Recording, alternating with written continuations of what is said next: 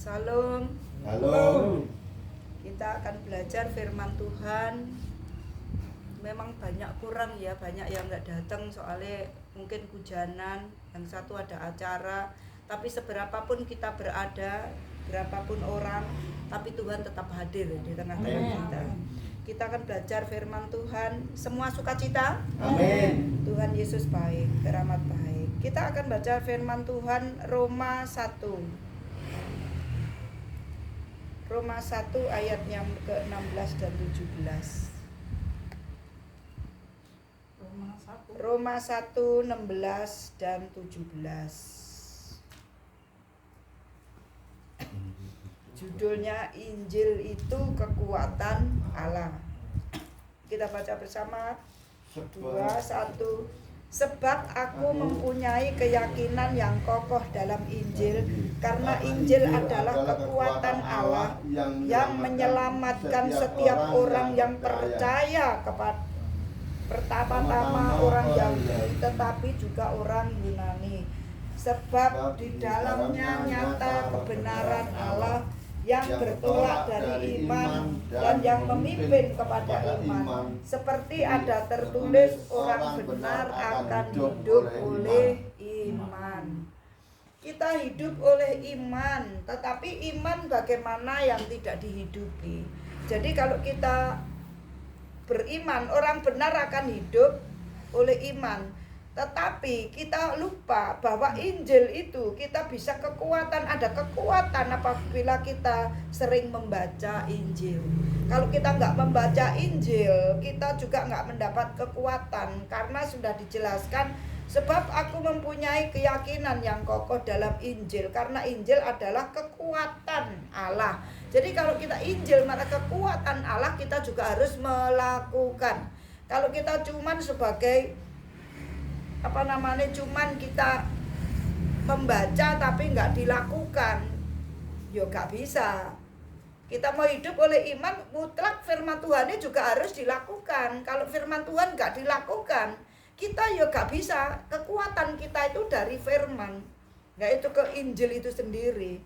Karena kita memang nggak gampang untuk menjadi pelaku firman, itu nggak gampang. Tapi sesungguhnya juga tidak sulit. Karena apa? Bahasa Indonesia itu orang yang baca itu cuma bahasa Indonesia. Jadi kalau kita gak perlu direka-reka, firman Tuhan tuh gak perlu direka-reka. Karena apa? Sudah jelas. Bahasa Indonesia dijelaskan Injil adalah kekuatan Allah. Makanya kalau kita mau kuat, hidup kita kuat, kita harus baca firman Tuhan. Itu adalah menjadi supaya kehidupan kita semakin hari semakin kuat, semakin hari kuat. Kekuatan kita berasal dari Injil. Makanya bacalah firman Tuhan setiap hari.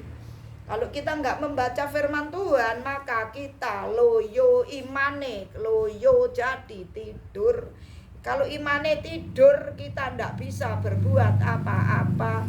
Karena tanpa iman, karena diberi kekuatan Allah, Injil adalah kekuatan Allah. Kalau kita suka membaca Injil dan firman Tuhan berkata Injil adalah kekuatan Allah, kekuatan kita apabila kita menyukai firman Tuhan.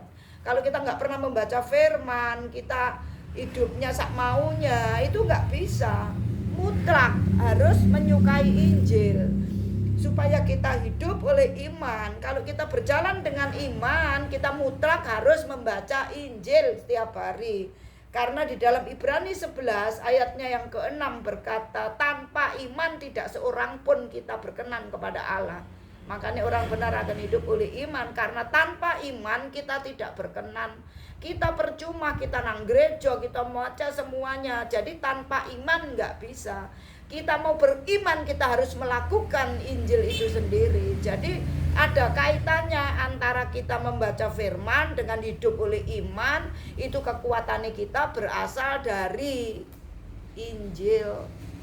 Lawang Injil kekuatan Allah, orangnya mau baca firman males juga isa. Jadi mutlak harus membaca firman supaya kita kuat. Iman kita menjadi kokoh. Sehingga setiap hari kehidupan kita, masalah boleh ada, persoalan selalu ada selagi kita hidup. Tetapi ketika kita punya iman, kita menyukai firman hidup kita, berasal dari iman. Kita semakin teguh di hadapan Tuhan. Sebenarnya aku merasa kok dulu aku nggak jadi Kristen dari dulu ya. Tapi Tuhan bilang wong kamu wong atos nek ora dipanggil melalui sakit. Sing paling enak itu orang keadaan sehat, kita percaya Yesus, itu yang paling untung. Sebabnya apa? Kita masih bisa melakukan ini dan itu untuk Tuhan. Dan kayak saya dulu nunggu sekarat, keadaan sekarat, kehidupannya susah, anaknya wong melarat, kehidupannya susah banget.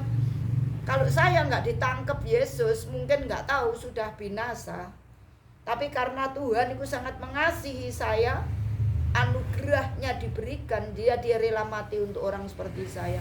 Siapa saya ini kok orang mau Tuhan kok mau mati hanya untuk orang seperti saya? Gak kapien, kita gak kebagusan.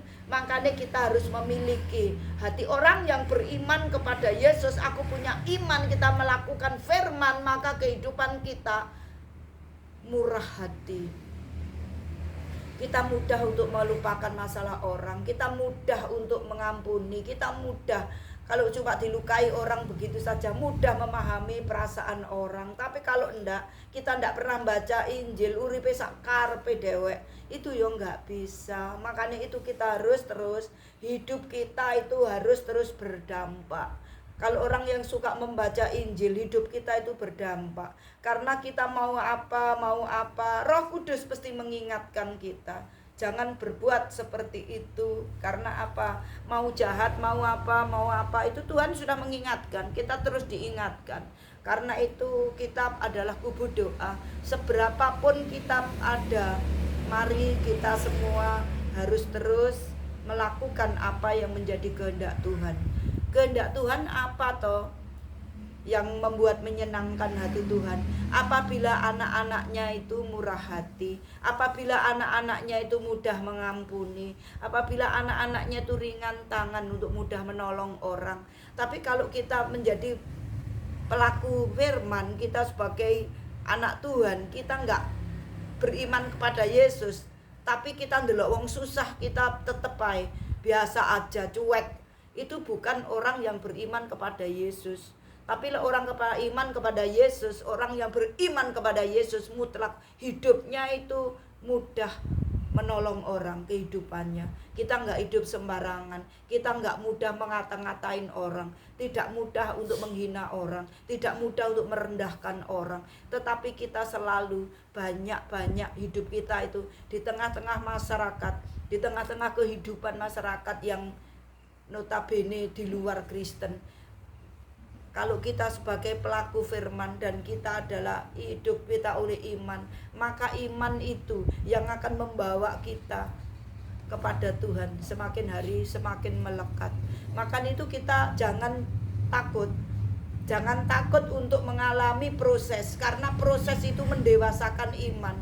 Kalau kita percaya Yesus, kita beriman pada Yesus, mutlak kita itu diproses. Semakin dekat sama Tuhan, prosesnya semakin gede. Karena apa? Supaya sedikit-sedikit kita itu nyari Tuhan, sedikit-sedikit mencari Tuhan.